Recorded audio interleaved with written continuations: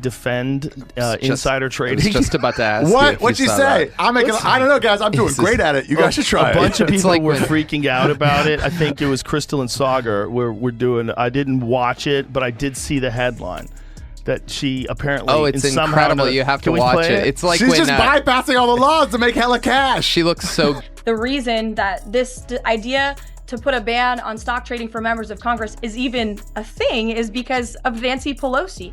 I mean, she is rightfully criticized because she makes, I think, $174,000 a year, yet she has a net worth of approximately $413 million. In 2024, Nancy Pelosi's stock portfolio, this was a fascinating statistic to me, grew 70% in 1 year. And she earned $174,000 a year, but somehow built a $400 million fortune. Insider trading. Political power plays. This isn't a career, it's a carefully scripted heist. Joe Rogan just tore the mask off Nancy Pelosi's empire, and what's underneath is jaw. Nancy Pelosi's farewell from politics did not come with flowers, gratitude, or a standing ovation. It came cloaked in controversy, criticism, and the blistering heat of a verbal wildfire ignited by Joe Rogan and Karoline Leavitt. This was no gentle curtain call, no graceful transition draped in dignity.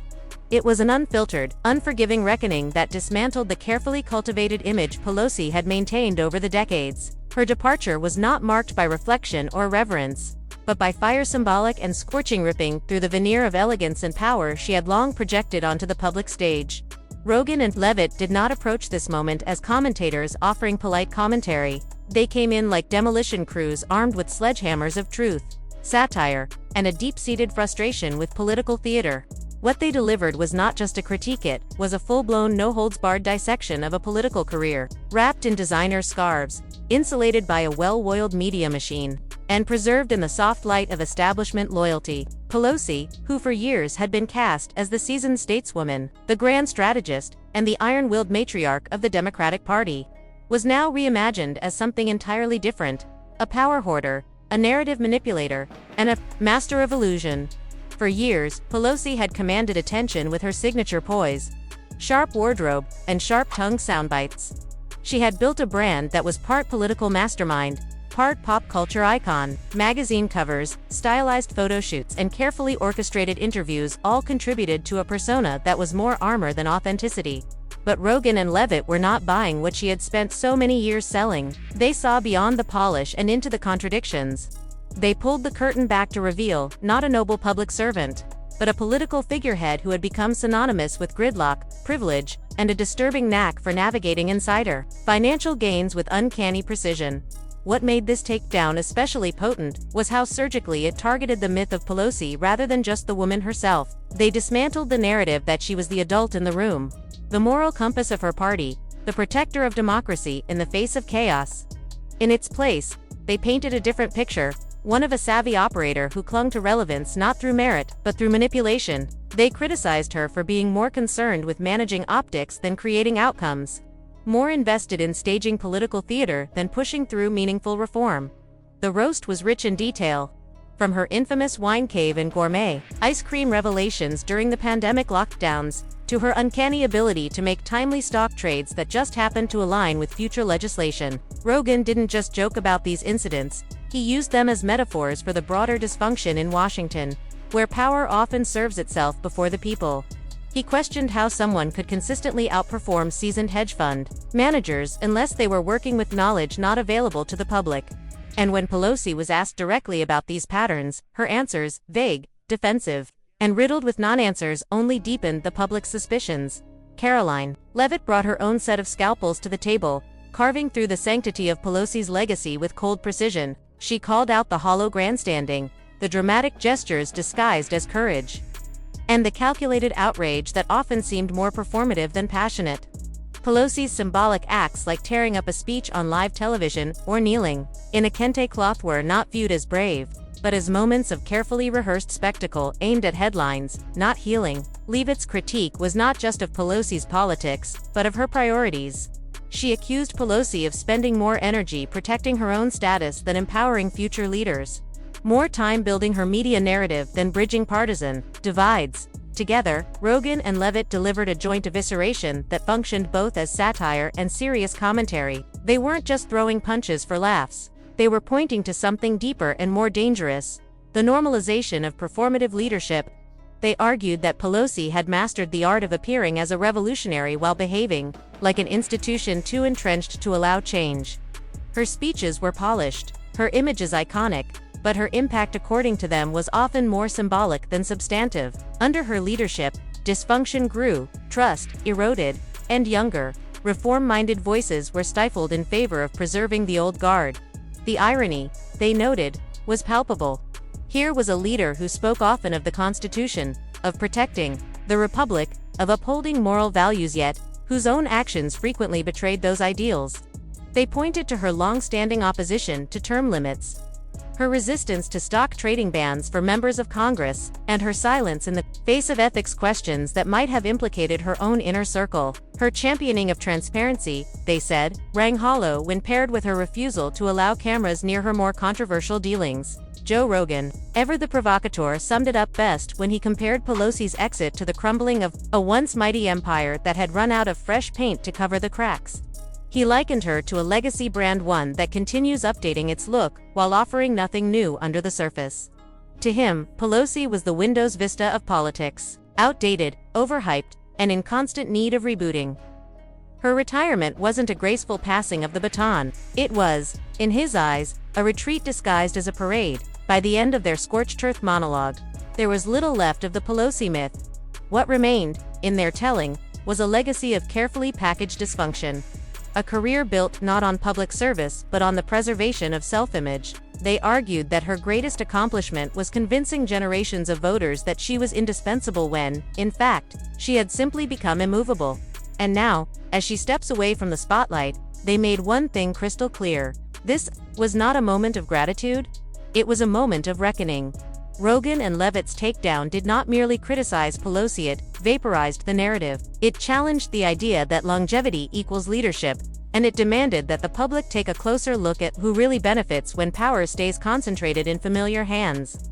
Their commentary was brutal, biting, and, for many, brutally accurate. And whether one agreed or not, it undeniably reframed the conversation around one of the most polarizing figures in modern American politics. This was not just the end of an era. According to them, it was the unmasking of one. Nancy Pelosi thing? The new one? She was being interviewed and then was like, I didn't want to talk about that. Anderson Cooper. You put that on. Anderson Cooper, he sneaks it in. She's like, I came in here to talk about the anniversary of Medicaid. Like, she cares about Medicaid. She's worth an estimated $400 million now. How? What's the salary? 70,000 a year? 170 grand a year, something like that. 200 grand a year. People on this, he doesn't want to see people like Nancy Pelosi enriching themselves off of public service and ripping off their constituents in the process. As for the mechanics of the legislation and how it will move forward, the White House continues to be. Joe Rogan and Karoline Leavitt did not simply throw shade at Nancy Pelosi, they set her political legacy ablaze. This was no gentle jab or playful tease. It was a verbal inferno that reduced her carefully crafted image to smoldering ashes.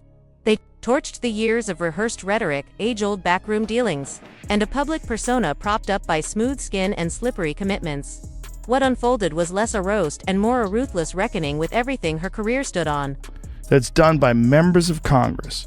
The amount of fucking money that they make when they know decisions that are going to be signed and passed. They know laws that are going to be put into place. They know, like there was one recently that we're talking about Nancy Pelosi and the amount of money she invested in Tesla right before Biden signed this EV bill, electric vehicle bill. It's like 1 point. Joe Rogan and Karoline Leavitt did not simply critique Nancy Pelosi. They launched a scorched earth expose that burned through the layers of her long-held political legacy. It was not a gentle farewell tour, but a firestorm of brutal truths, aimed at decades of media-managed perfection, Botox-powered speeches, and a public persona carved out of contradictions. Pelosi, often hailed as the queen of controlled optics, found herself on the receiving end of a takedown that peeled away every curated illusion, leaving behind a raw portrait of power obsession cloaked in luxury and denial. Rogan came out swinging, like a fighter in his prime, and his blows were direct from Pelosi's infamous wine cave to her gourmet ice cream stash during the height of a national crisis. As Americans scrambled for toilet paper and small businesses collapsed under lockdowns, Pelosi starred in high-budget Cribs-style video tours of her freezer. Leavitt followed suit, challenging the legacy she claimed, highlighting how so-called devotion to democracy often resembled personal brand. Management wrapped in dramatic outrage Pelosi's dismissing insider trading accusations and claiming support for ethics reform only added fuel to the fire. Her responses were laced with legal gymnastics and awkward Rogan pointed out the absurdity of her denial, citing how her portfolio regularly outperformed even Wall Street elites, prompting serious questions about fairness and access. When asked directly, Pelosi dodged like a seasoned escape artist, pushing the microphone aside rather than offering transparency. Leavitt, meanwhile, saw through the performance. To her, Pelosi's entire public career looked like a dusty museum of contradictions. One moment she ranted about threats to democracy, the next she was theatrically ripping up speeches like a tantrum-throwing toddler.